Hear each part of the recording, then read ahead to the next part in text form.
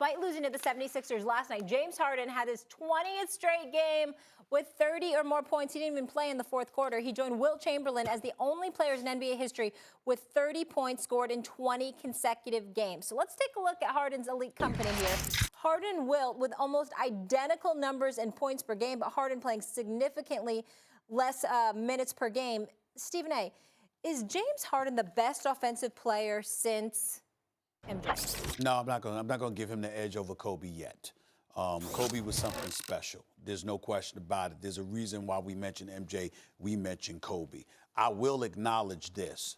If you want to say offensive player, James Harden's in the conversation because he's phenomenal. And not just in shooting the basketball, putting the ball on the floor, mid-range game, long-range game, step back, free throw shooting, getting to the free throw line. He's a magician on the offensive side of the ball. I think he's the most explosive offensive player in basketball today because consistently he has to do what he has to do, and he has to carry a load, and Mike D'Antoni and his offensive system facilitates James Harden being able to do that. When Steph Curry explodes, we know there's no one like him. We get all of that, but still in all, James Harden, in terms of consistency on that level, I would give him the edge. But I'm not going to give him the edge over Kobe Bryant because I think that Kobe Bryant was the closest thing we saw to MJ.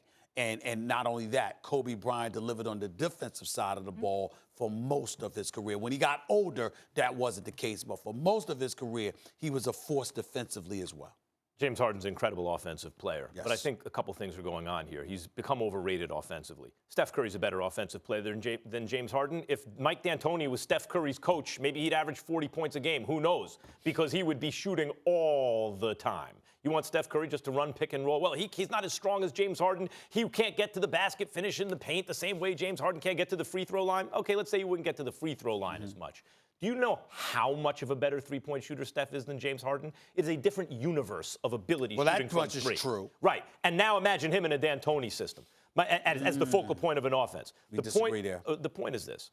A couple things are happening with James Harden. He's such a well-rounded offensive player because he can in this era, the two places you want to score from exclusively, three-point line, the paint. And he is better at shooting from the three-point line in combination with scoring in the paint than anyone else. But sometimes that idea gets conflated with actually being the best offensive player, like it was with Carmelo once upon a time, particularly when you play for a coach who encourages you to do that all the time. It inflates your numbers. That's one. Two, so I agree with you. I don't think he's as good offensively as Kobe for his era, let alone MJ. Two, I'm sorry.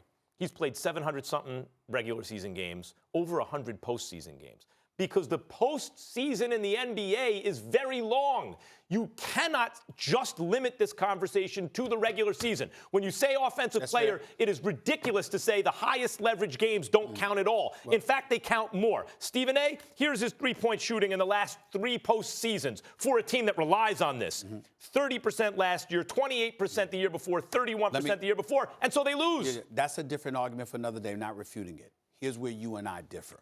When we bring up the Curry thing, that's all I want to address here. Here's what you have to give credit. We have to take a moment to give credit to Steve Kerr and his coaching staff. You ever see them brothers move the basketball? You see the spacing that they create on a basketball court, the way that they move the basketball, the way that they find Steph Curry because he's adroit at moving without the basketball, running around screens and picks or what have you. What I'm saying is if that's your taste, that's your cup of tea, that's cool. But D'Antoni, on many occasions, we find James Harden, and just look at the amount of times he dribbles the basketball. The numbers are exorbitantly high compared to almost everybody else. You look at James Harden dribble the basketball lots of times he is in ISO situations. No doubt. And so what I'm saying to you is this. Steph Curry in ISO situations wouldn't do that. This gets to. So it's just a different argument. We are not talking We're not arguing about the same thing. Right, we're not. We're not talking about who is scoring. We're talking about offensive player. Remember when I said, I think it was Tom Haverstraw, I apologize if it was someone else, who did the study, when you take away each other all-star from Steph Curry, what happens to the fortunes of the team? They barely change. Steph Curry is the one player the team has enormous success when it's just him, let alone when it's him minus KD or Clay or someone else. So the point is this. Hold on, it's not from his defense. Yeah, but it's from a system. Oh, yeah, wait a minute. Who's running the system? You're saying that ISO scoring James Harden. We're running out I'm of saying time. We can't get into offensive that. player, No, Steph it's Curry. two different arguments, but it's a system that helps Steph Curry as great of a shooter as he is. James Harden.